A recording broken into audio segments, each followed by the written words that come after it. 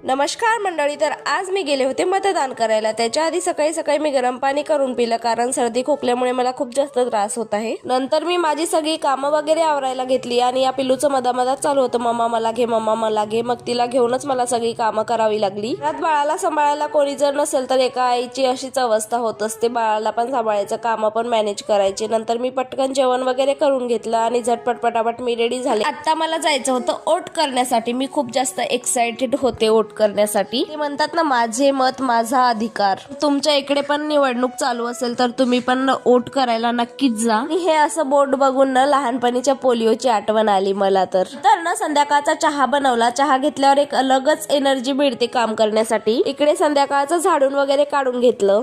कुहूचं तर सर्दी खोकला थांबायचं नावच घेत नाहीये, तिला वाफ वगैरे दिलं। रात्री जेवायच्या आधी हे वेट लॉसचं ड्रिंक घेतलं। तुम्हाला व्हिडिओ आवडला असेल तर नक्कीच लाईक शेअर सबस्क्राईब करायला विसरू नका। तोपर्यंत